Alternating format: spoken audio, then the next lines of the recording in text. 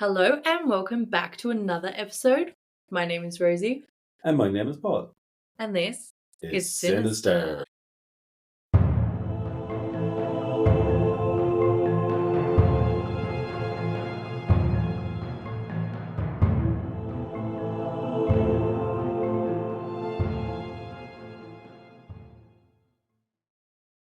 So, today we have a Halloween special. From our new home in Dublin. I was just about to... We can't give the exact location. It's not exact. We're begging to be butchered. It's a big area and we're not in... We're well outside the town. Okay. I don't want people to think we're poor either. It's a big house. It's far from poor. It's 5 bedrooms. A lot of sinister activity going here. So yeah, I was just about to apologise for being so all over the place with uploading lately, because it has been such a long time since we've uploaded an episode. That was with the house moving and everything. Yeah, it's been hectic, so we are a little bit more settled slightly. We still have somewhere to go. Once we are actually fully settled, it will be a different situation. There will be a lot more structure, but right now we're capable of getting out an episode. A week. A week, yes. That's what we're aiming for. Yeah. And then, yeah, once everything's a bit more settled, we'll have actual days that we're going to be uploading. But yes, that's the move's fault. So today, getting into the Halloween spirit, I want to tell you the story of the man who killed Halloween, or the Candyman. Candyman. Yeah. So there is also a serial killer called the Candyman, who we may end up discussing at a later date, but he is not who we're talking about today. So this is not to be confused with the actual serial killer. This one will only be a short episode, I'd say. If anyone can, the Candyman can. I really wish the Candyman couldn't, based on this. Trigger warning now. This is a sad episode in the fact that it does involve the death of a child. So if that's not something you can handle, fair enough. For those who can and are still here, let me tell you the story. So we're going back to 1974 with the O'Brien family. We have Ronald Clark O'Brien, his wife Daneen. They live in Deer Park, Texas, with their 8-year-old son Timothy and 5-year-old daughter Elizabeth. Sorry, I'm just taking notes here, so okay, no. I had my notebook out again. I know, I'm so excited to see your notebook. It was packed away. I can't believe you found it so quickly, actually. It was a struggle. No, you've done good.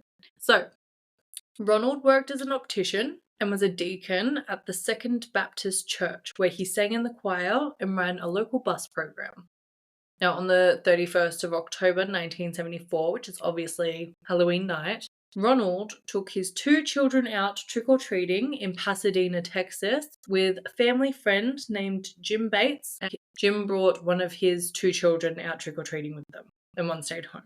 Now, I don't know how far the distance is from where they went to where they live, but I do believe they went to Pasadena as it's more of an affluent area than where they're from, and they were hoping to get, the jackpot with the lollies and stuff. More candy. Yeah. So they were wanting, the better lollies for the children. So they went to the posher park.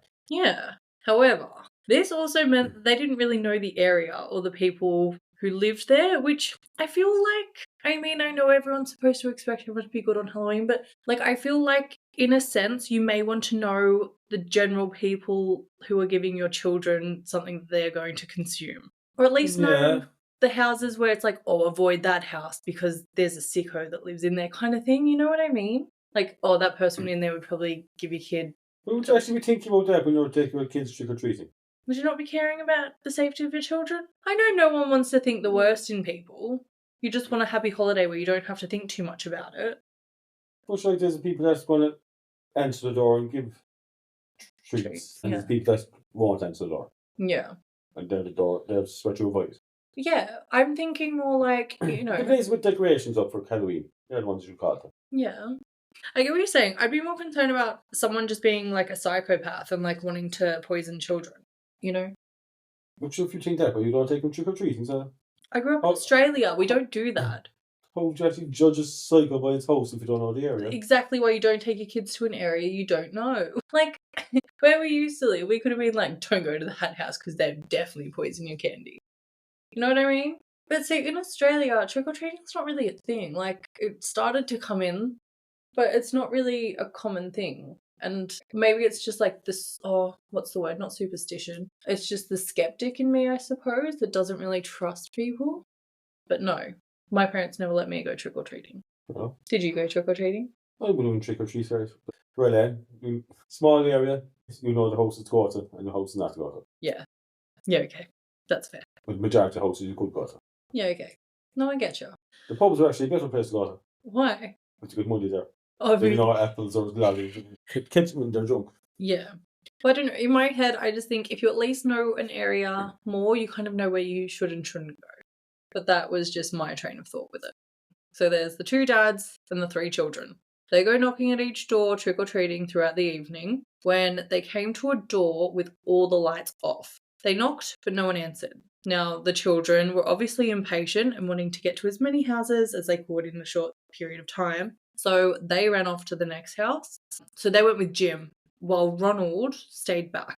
He obviously wanted to see if anyone would answer the door or something like that. But precisely they're the houses that you Don't go to. don't go to. Yeah. I said that earlier. Yeah. And it's not decorated for Halloween Day old. I'm not saying it wasn't decorated. We will find out more, but I'd be probably one of the first person that turn off all lights on Halloween night and not answer the door. nah. Yeah. Given it'd be a little trek up to our front door, I feel, for children, especially if they come actually walking all the way around from the previous houses. I don't think children are going to find us where we are now at the moment. Yeah. No. We're a bit secluded. The candy's from me. Moments later, Ronald followed the group and excitedly held out 5 Pixy Stix. Do you know what Pixy Stix are? They're like a straw. They can be quite large, but they're like a straw filled with powdered sugar and like sour. It's kind of like sugar and sour or something. Like, and it's just pure sugar. Like, it's sweet as heck. We used to get them before playing soccer. Just a really boom. Adrenaline rush. Basically, just a full high five, but like halfway through, you're just not good anymore. Now, he returned excitedly holding these Pixy Stix, like he'd just secured the jackpot for these kids. Like, look what I was able to get from this house that wasn't answering the door for, kind of thing. Now, he then said that there was someone home and they'd given it to him. Rah. He excitedly handed out the Pixy Stix to the 3 children that were there and then gave Jim one to take home to his child that was still at home. So the group continued trick-or-treating for a little while, but it was a rainy night, so they only went to about 2 streets and then decided to return home. Now, returning to their area, Ronald noticed a 10-year-old boy from his church and gave that child the 5th Pixy Stick to take home. So, obviously, the kids have been out trick-or-treating at the home. Once they're at the home, Timothy and Elizabeth wanted some of their new stash before going to bed, so Ronald let them pick something out each. Apparently, Timothy asked for the Pixy Stix and Elizabeth had something else entirely. According to Ronald, Timothy had trouble getting the powder out of the straw, so Ronald had to help him get it all out by rolling it in his palms, like to loosen the powder, to help Timothy eat it. I do not understand why you would give your kid pure raw sugar directly before bed. That would be the one thing that I'd be like, do not have that. Like, I don't know, anything else. But anyway, that's what happened. Immediately though, Timothy complained of the powder tasting bitter and said it didn't taste right. So Ronald gave him a drink of Kool-Aid to wash it down and get rid of that bitter taste. Following this, Timothy complained of stomach pains and started vomiting and was convulsing in minutes. Ronald stated he contacted an ambulance and held Timothy in his arms during this time and actually felt Timothy go limp in his arms. The ambulance arrived. Timothy was still alive. However, he passed away on the way to the hospital, which was less than an hour after consuming the Pixy Stick. Apparently, the prosecutor, Mike Hinton, called the chief medical examiner, Dr. Joseph, and explained the situation. Dr. Joseph asked Mike what Timothy's breath smelt like, and Mike explained he could smell almonds from Timothy's mouth. And just like that, Dr. Joseph said it's cyanide. An autopsy quickly confirmed that Timothy's death was from cyanide poisoning in the Pixy Stix, which were revealed to be laced with a fatal dose of cyanide. There was a general fear in the area of someone trying to poison their children, so a lot of parents sent their children's lollies to police to be looked at, but it was only the Pixy Stix. Obviously, Ronald explained that he got 5 Pixy Stix in total, handed in Elizabeth's one, so she never had hers, and Jim handed in his kids' ones. Thankfully, none of those had been consumed. Police discovered that someone had opened the Pixy Stix and filled about an inch or two at the top with the potassium cyanide and then just stapled them shut again. According to the testing pathologist, there was enough poison to kill between 2 to 4 adults in each stick. The family of the 10-year-old boy, who'd also been given one, had actually told him that night he couldn't have the Pixy Stick before bed because it's just pure sugar, obviously. Which kind of makes sense. Yeah, probably not a good idea right before bed. But being a child, he wasn't listening. He was found asleep holding the Pixy Stick.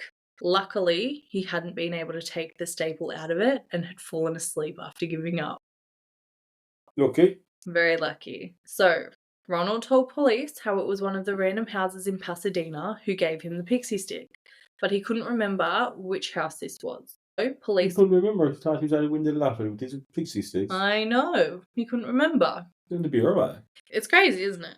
So, police walked Ronald around. So, they did the lap of the 2 streets that they had gone trick-or-treating on, and again, Ronald couldn't tell them which house it was. It's weird. It is weird. Like, I was there thinking, you know, sometimes streets are more dark at night. You get a bit confused with the houses. Sometimes houses just look very similar. She thought he was out of window lottery with these Pixy Stix. Yeah. It was the highlight of the whole trick-or-treat test. He got these Pixy Stix. That he had achieved this thing for his kids and he had these crazy good Pixy Stix. So, they walked him around the street. Again, he couldn't tell them which house. So, police became a little suspicious. Like, how do you not remember which house of 2 streets? It's not like they went through a whole neighbourhood or anything. It was 2 streets. How do you not remember which one gave you the Pixy Stix? So what would they've done? They've done... I wouldn't have done 100 houses. I would say not even close. Like, They've done 50 houses. Yeah, maybe. I don't know how big the streets are, but by the sound of things, it was a rushed thing because it was raining. They went through 2 streets. I was thinking of my old street back in Australia where it's like not many houses on it.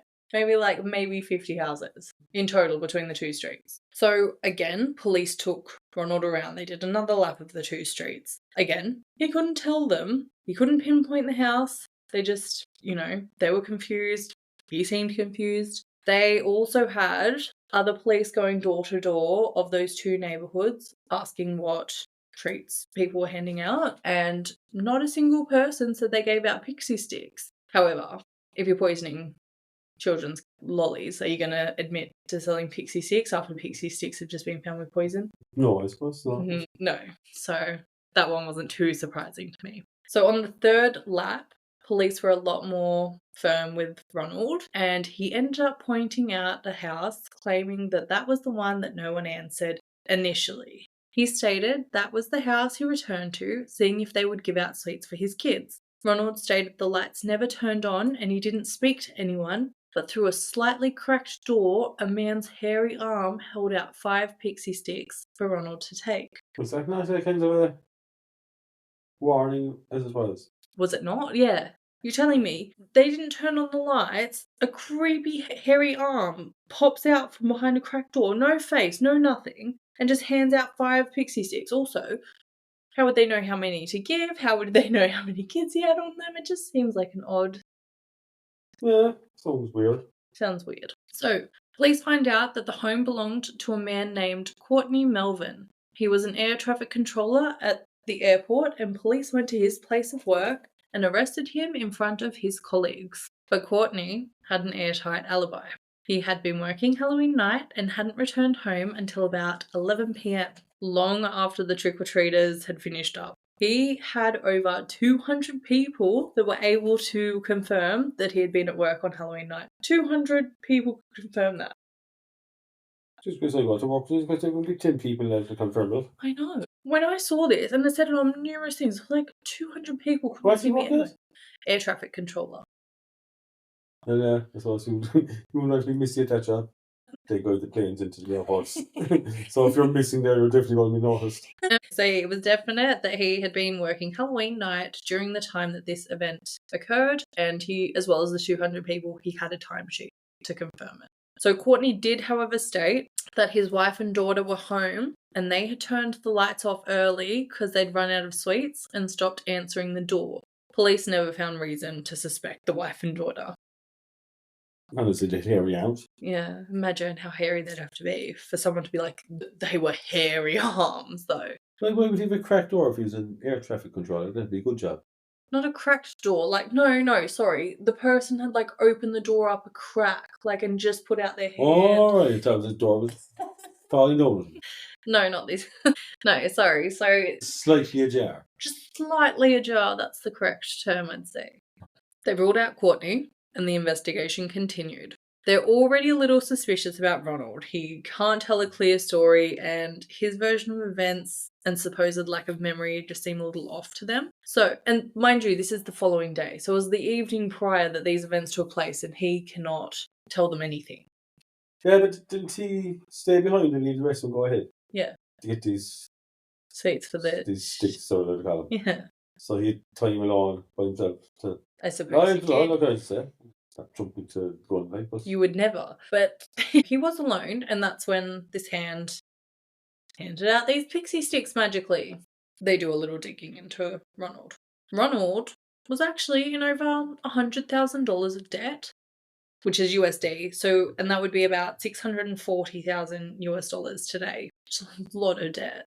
And he had a history of not being able to maintain a job. In the 10 years prior to this event, Ronald had worked 21 jobs and was currently suspected of theft at his current job and on the verge of being fired. But how was he so much in debt? Because it wouldn't be gambling in America. Well, I don't know. Oh, this is in the olden days. Maybe there was different types of gambling, but also they owned their house. They had cars. They had property. I'd say he had a spending problem, which... What did Ronald actually work as? Or no, he said he couldn't keep a job. He was an optician. No, he was an optician at this time.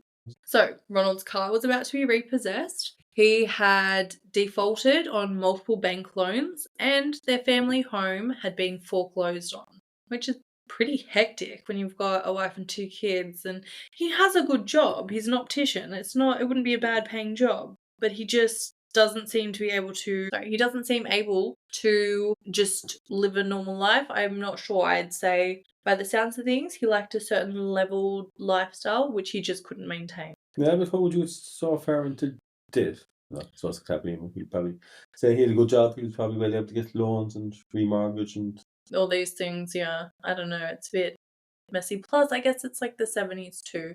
But I feel like things weren't as tightly checked then and things like that.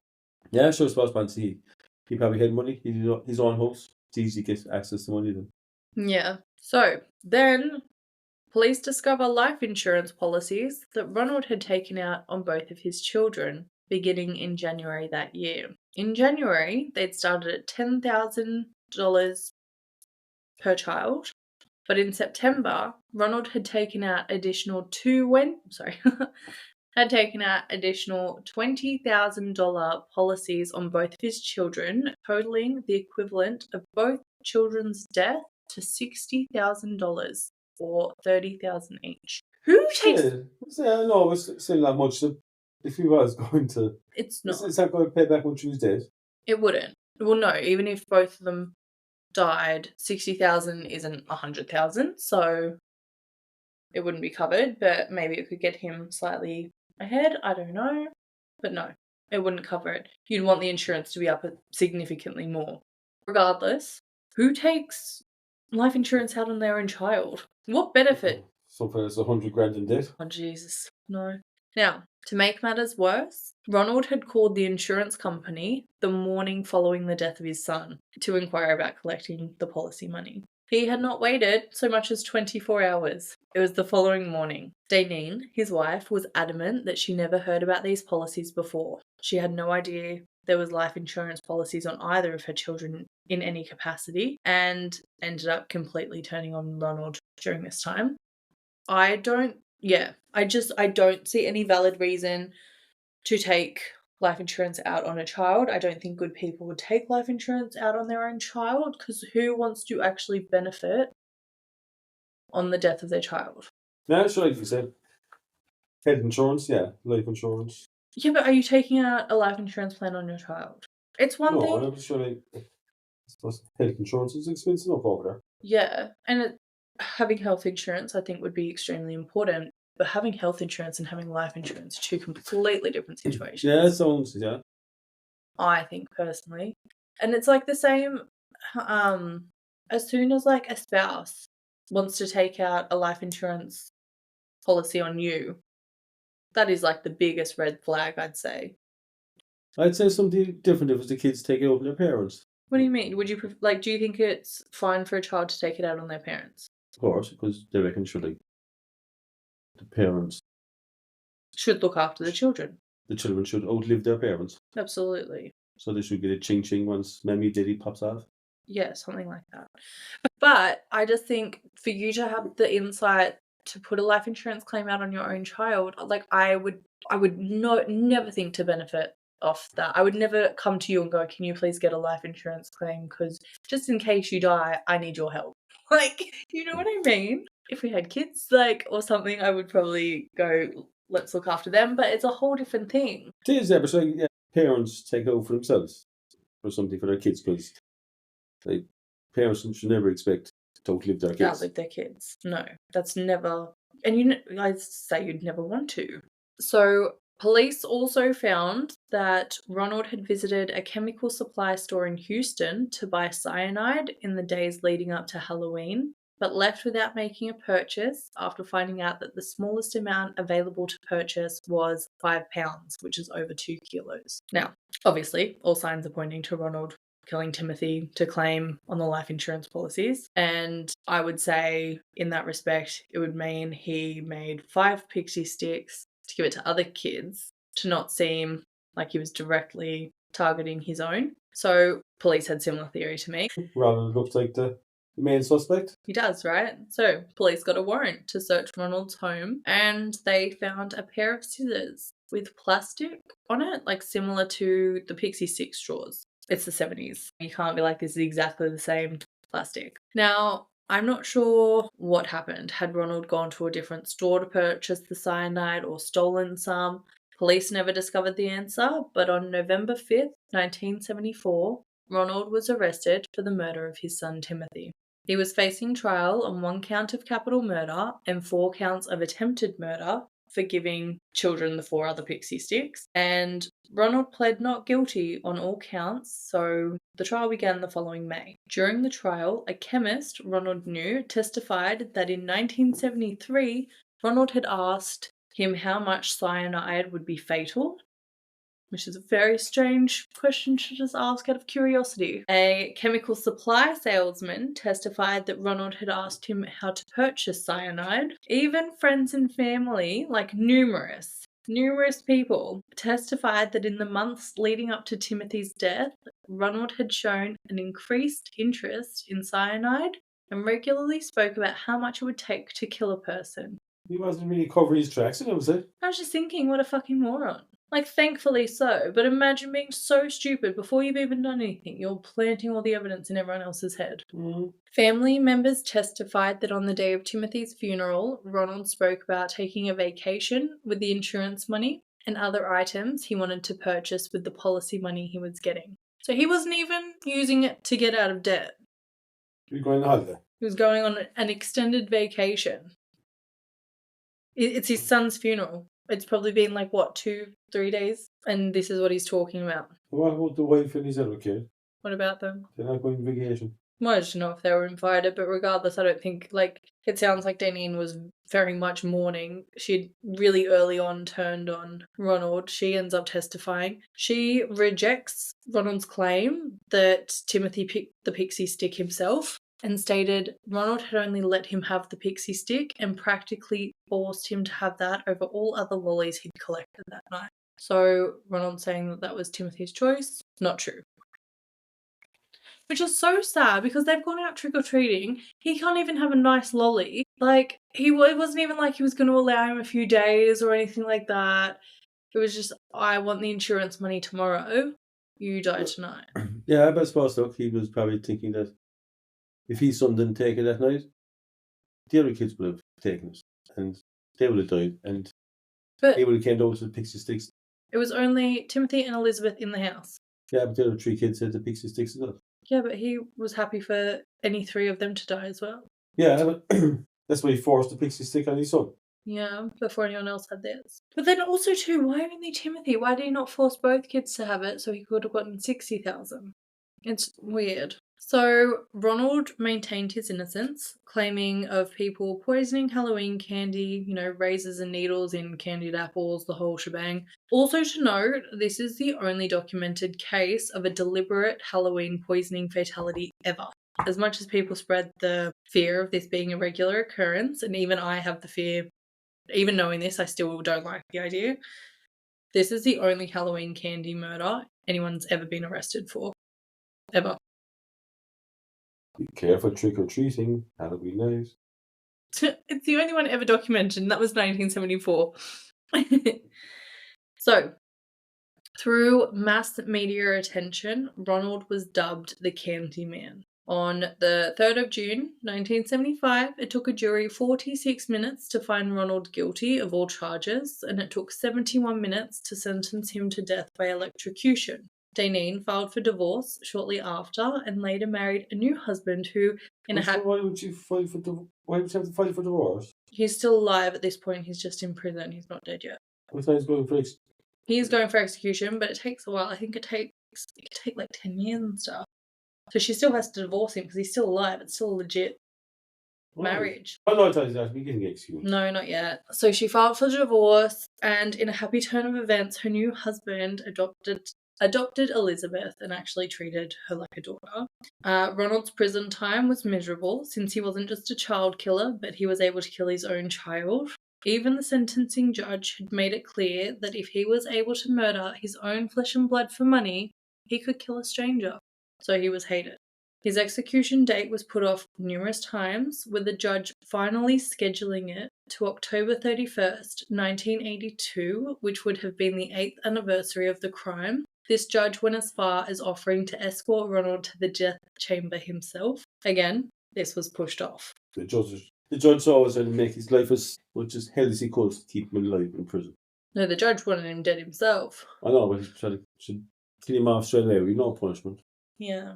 Well, on the 31st of March, 1984, Ronald was executed by lethal injection, which he and his lawyer claimed was a cruel and unusual punishment, trying to get out of that as well. Was there cyanide in it? No, but that... Would you not I would much rather lethal injection than spend the last hour of my life in agony, convulsing and vomiting from cyanide poisoning. Like, that's sick. That's sick that they had the audacity to fight that, saying it's cruel and unusual. Anyway, they lost, and that's what he got. There was 300 people gathered outside the prison, some in Halloween masks, yelling trick or treat, and others showered anti-death penalty petitioners with Halloween candy. That was a little quirky one for Halloween. I suppose, look, said be careful what houses you go to Halloween night. Yeah, well, I mean, don't have a fucked up dad. Make sure your parents don't have life insurance policies on you. That'll be a start. If someone has a life insurance policy on you, stay away from them. So that is the story of Timothy O'Brien and the Candyman. Candyman.